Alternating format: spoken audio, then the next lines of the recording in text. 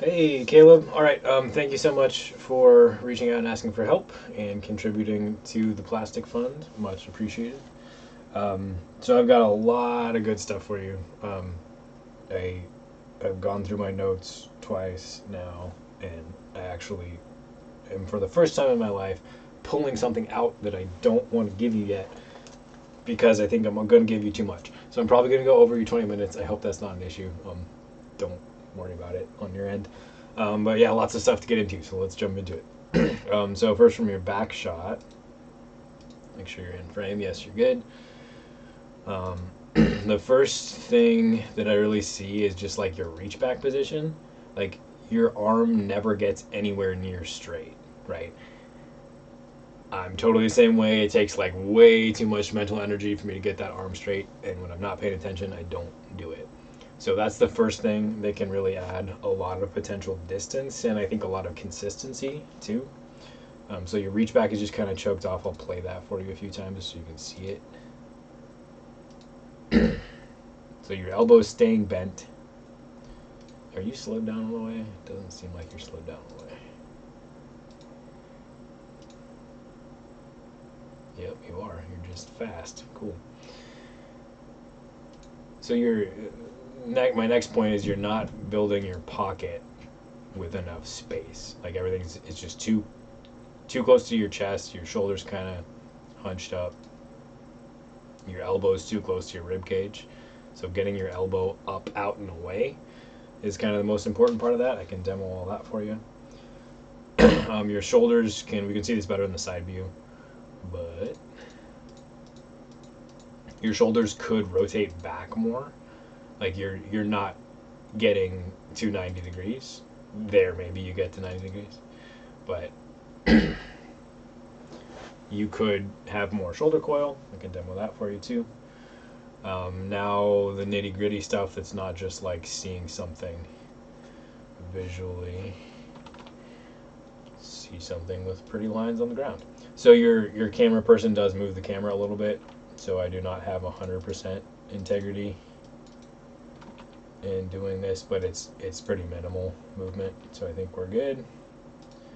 I'm just gonna note where your feet are. So that's what we end up with for your last 3 steps. The problem here is all of those are on one rail. So they're all on the same line. And what we really need to commit to conceptually is 2 rails. I actually use the line tool. 2 rails that are distinctly different. So your first step is going to be, your initial step is going to be here. Your X step is going to be here, or maybe even closer. Having a small X step is good. So you want your initial step, your X step, and your plant step. This offset between the X step and the plant step is super important. For some reason, beginners don't ever do this. Like we get stuck on this idea that force needs to go down line, and it's the mechanics of the back end throw are not that simple. You need this offset in your plant foot so that this leg's momentum can go to the right first. So your leg does not do that. So watch your trailing leg. It goes straight forward. So that means your hips are going to rotate too much. Your hips are going to open towards the target too early, which means your shoulders are going to open to the target too early, which means you're rounding your pocket over to the right. And that's compounded by you're not building enough of a pocket in the first place. So if I had to guess, I would say that you miss right often. Ask me how I know. I do the same thing. So, but misses to the right are an indicator of rounding for sure, but that your brace isn't far enough left and you don't have a defined point in your reach back and then a defined point where you're releasing the disc. So a lot of it gets dependent on timing, and when that timing is off, the disc tends to go too far right. At least for me, and I know it's also true of a lot of other players, so maybe that's your experience, maybe it's not, but that thing is definitely in play. So we're going to work on getting a more defined reach back point, because you're kind of not committing to a reach back. Your arm stays round and you kind of round through the reach back, meaning that the disc is moving towards behind you during the reach back. I want it instead to kind of pop out at a defined point, coil into your power pocket, and then pop out of that power pocket at a defined point in front of your chest, rather than over to your right off of your shoulder. I can demo all that for you again. So more offset on your plant foot. I can show you like where you want that to be. So you want it like that was actually really good. That's kind of what you want to look like when your foot's on the ground. Your foot is still going to end up over here, but you want it to end up kind of there. Remember, so it's right on your front rail here. So more offset, demo that for you too. And then the last thing I had from this angle is your spine tilt throughout the throw. No, that is not the right hotkey.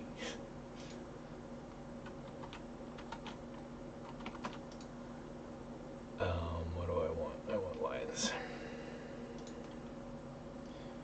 So I'm just going to draw your spine tilt here,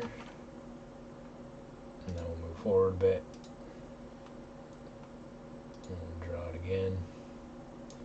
So you're tucking your head forward, so I'm going to go from the base of your neck to your tailbone, and then that's about the same.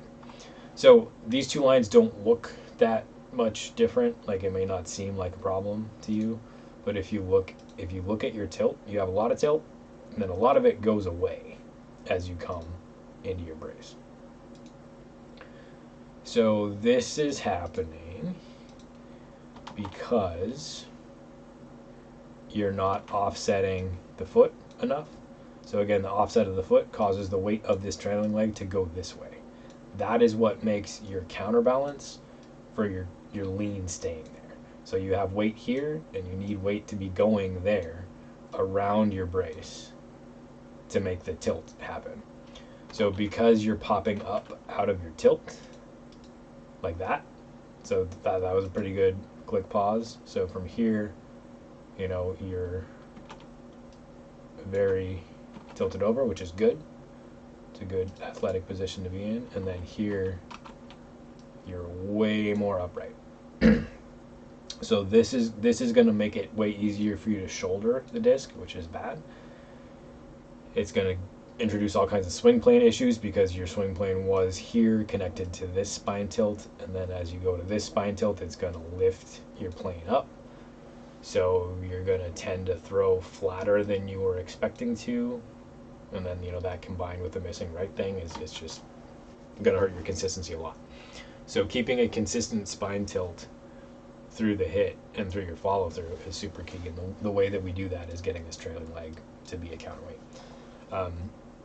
So I'll get you a link to my video on the one leg drills, and we'll start there. So I don't want to get too much into your brace because I just want to get the power pocket stuff figured out, and then if you want to do another session next month or whenever, we can get more into the brace stuff. I don't want to overload you with more stuff than you could possibly learn in 3 weeks or a month, because I don't think that would be productive of me as a coach. But let's go ahead and jump into your next clip. So in your side shot here, so first we'll look at your reach back in your pocket. So this is what I mean by you're not really committing to a reach back position. So I'll just draw your disc position for you. This is a sloppy method, but it works. So we had something like that.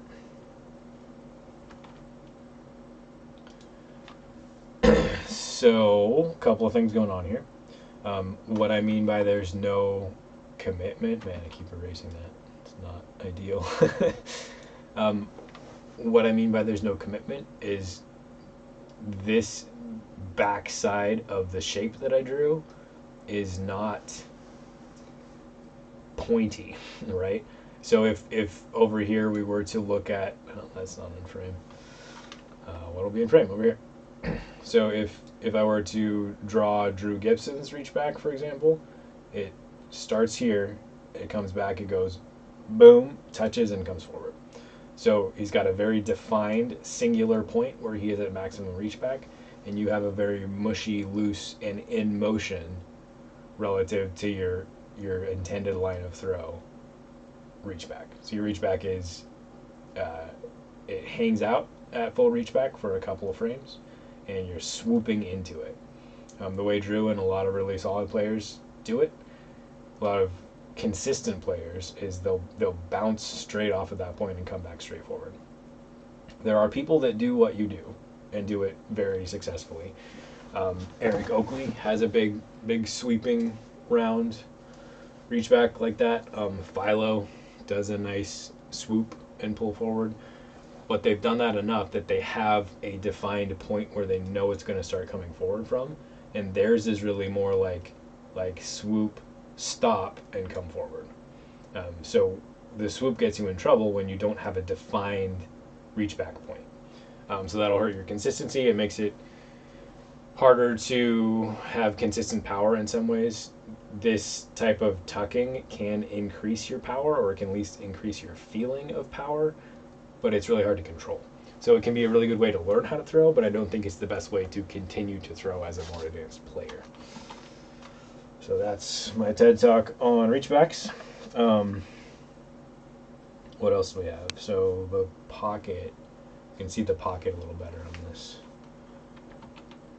view. So I can demo like my basic thoughts on Reachback. That'll give you plenty to work on. So just touching on the Reachback again, it wouldn't be bad to see a little tiny bit more shoulder rotation. If you're comfortable here and you're happy with your distance, don't change this. But if you are worried about max distance, you can get a little bit more by, I'm seeing the front of your shoulder here. If I were seeing the back of your shoulder in that same spot, that would be better. So you just take this shoulder tilt that you have and switch it around to the other direction, to where you're like 10 degrees past 90 or something. The bend in the elbow can and should go away, and your disc position looks okay here, but given you're going to scoop it in more, I don't like the in. I want it to go from out to in at the chest to back out to your hip, and then it'll kind of, if your thumb's here, it'll kind of rip off of your thumb and go a little bit further right than you would expect. That's why the out part is okay. Okay, down to footwork. This plant step pretty much absolutely can't be there if you want to be efficient. Getting this closed, and you said you were totally aware of this and working on it, so that's awesome. This, getting that foot closed and offset to where it's like, maybe not that far, but where it's closer to this side of the T-pad, this is the precursor to any of the stuff that I'm going to give you next time about the brace working at all ever. Because when you open your toe like this, you've already started opening this front hip, and then you cannot possibly brace effectively anymore. The entire method that like Drew Gibson and a lot of top players throw, like Eagle, Simon, all those guys, their hip mechanic is predicated entirely on the foot being flat or the toe being back a little bit. because you have to get this little dip in the knee. Otherwise, your knee just rotates out and your weight pops up too much. So that's what you do. Basically, watch the knee. It'll rotate out, and then here we're already screwed, right? Because as we continue to put energy into the system, the knee is going to continue to bend. And if it doesn't, if we somehow keep that there, then the hip is going to hinge up. And that's the opposite of what we want. We want all of the rotation in the throw to happen while your leg is locked out, or close to locked out here. We want your hips to rotate entirely in that spot. So if you look at all the slow-mo footage of Drew, he comes in and his hips just stay right there during the whole rotation. But what yours do, and what most of ours do, is there's this gradual, continual forward movement of the hips, right? So there's no point where your right hip is stopping your pelvis entirely and causing it to rotate on the spot. That's like the biggest sign of a solid brace, is that your hips, like when your leg is at whatever angle you end up at, there's a moment here where your hips stop moving forward and your body keeps rotating. Your rear leg will flip over to that side and then flip back to this side. And while that counterweight is swinging around is when all the rotation happens right here and the disc comes out. Then the weight of the leg popping this way is what tips you back up to balanced. So you're tipping back up to balanced during your brace. So your hips are coming forward the whole time, and as soon as the disc is gone, you're already almost back to balance. Watch footage of Drew. He hits and the disc rips out, and he's not balanced, but he still has momentum in his rear leg that just barely tips him up to balance. So that's really what we want to go for. So you got to get that plant foot to 90. Just a quick note, make sure you're trying to get in the habit of not setting your rear heel down on the ground. Won't stress it for now, but as we get into the brace more, that'll help you.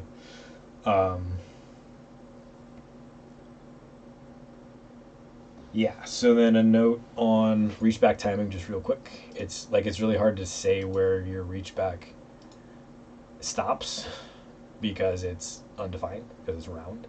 But so I'm just going to find where your foot hits. So there your foot is really grounded. And it's pretty clear at that point that the disc is already coming forward. So you really want your reach back to peak as not your plant toe touches the ground, but as your plant heel touches the ground. So we really want to delay the reach back as late as possible. And what I cue people when people ask questions about reach back timing, I think the best way to think about it mentally is that you are trying to just reach back into infinity. You're going to reach back 8 feet off the back of a T-pad. And the only thing that makes you stop reaching back is not your arm pulling forward. You don't ever do that. You just continue to reach backward.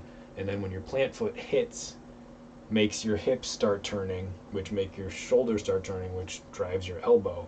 That's what pulls your reach back taut in the other direction, makes it snap behind you. And then you continue forward through your pocket and your release. So there is no peak reach back. You're just reaching back as far as you can. The only thing that stops you is your hips turning forward. So that's about all I had. I'll demo a couple of these things for you. I think I've got my camera set up adequately. I'm going to check that real quick.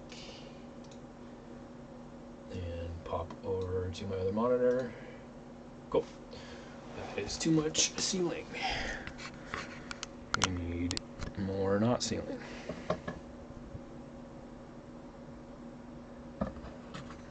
That should work.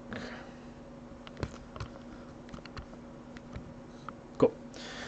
Okay, so we are going to go over reach back, power pocket, shoulder reach back. Let's do those first.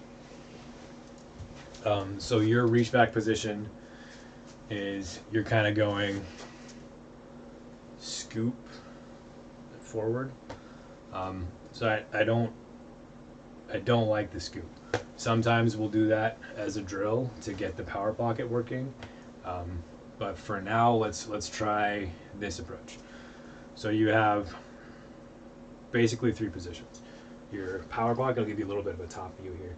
Your power pocket is right here, 90, you know, a decent amount of space from your chest. And then your reach back position is going to be your shoulders are going to go here, right? So if you can see my shoulders, you're coming to here where you're still seeing the front of my shoulder. I want you to straight arm, and I want you to show me shoulder blade just a little bit. So my shoulders are coming not to 90, but a little bit past 90. It's a lot more twist in your lumbar spine than you're used to. And then the disc goes, so if I'm throwing directly away from the camera, you're ending up here. And I want you to end up here. And the disc does not go backwards, the disc goes out. So the disc needs to have a line forward that doesn't go through your body. So I'm going to reach out here, I'm going to pull into my chest, then I'm going to hit out from my chest like that. So you want to be releasing here. It's really easy to get in the habit of releasing here. That causes a lot of timing issues, causes a lot of misses right. But you really want it to be out, looking at the shoulder blade, in, out. So the disc is right in front of my chest, right? As it's ripping out from my thumb and my pointer finger. So those three all go together. Your reach back is choked, your power pocket is choked, and then you don't have enough space in your reach back. So if I put my disc here in the reach back position I want, but my shoulders haven't twisted enough, everything's still at 90, right? So as I rotate my shoulders more to where I want them, now I have more space. This angle has opened up, right? So not here at 90, but even more than that. That gives me space to coil in here and have the disc come out. So building a power pocket is all about space. So I want to make space here, keep that space by keeping the elbow up, right? Remember, you dipped, and then now this is not powerful anymore. It's not going to work. This is powerful.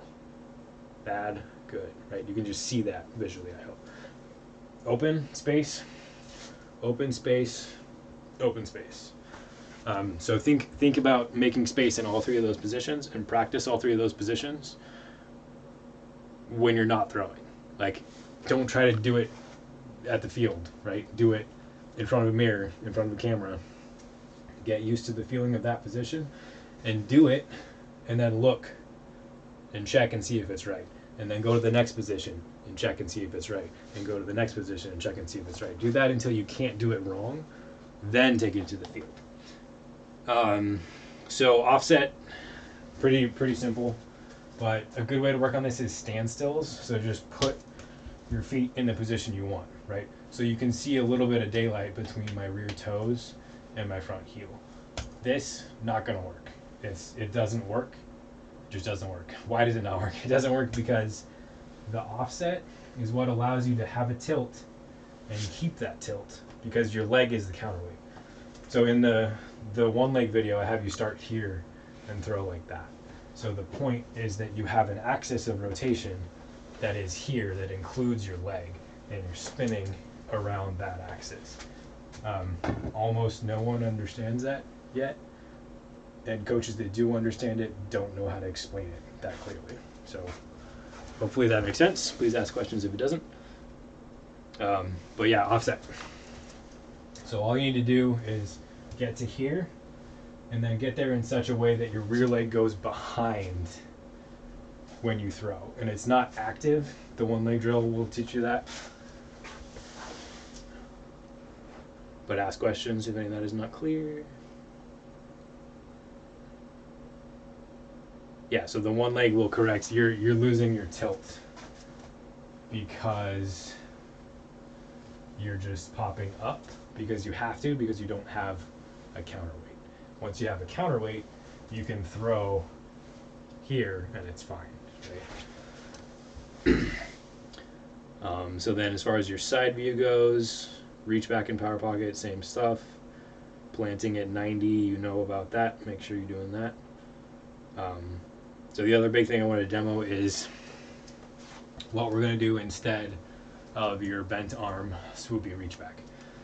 So we've already got the idea that you go from power pocket to an open chest, open shoulder position, back to the power pocket, and then into a 90-degree release.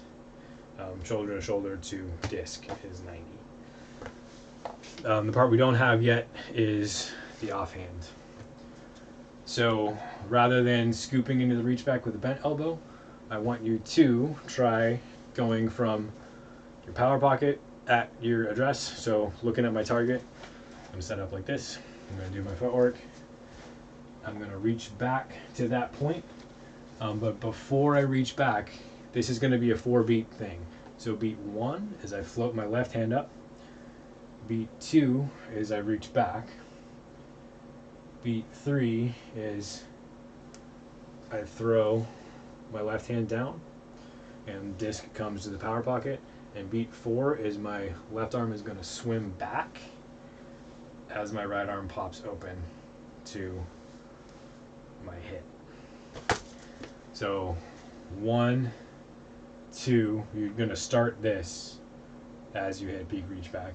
3, your left arm's going to finish. Right arm's going to come to power pocket. And 4, you're going to open both sides and hit. So do it this slow. 1, 2, 3, 4. Do that approximately 1,000 times. Not really, but you should.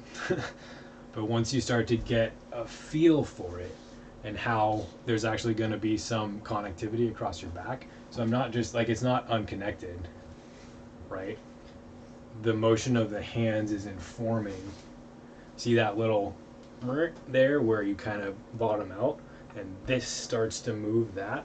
That's what you want to feel. You want to feel the connection between your limbs and feel how the weight is doing so. So throwing this weight up helps me turn back and open my chest more as I extend back.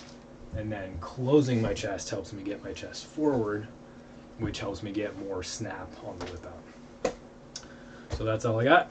How far over did I go? Only 7 minutes. Nice. Okay. So please ask questions if any of that doesn't make sense.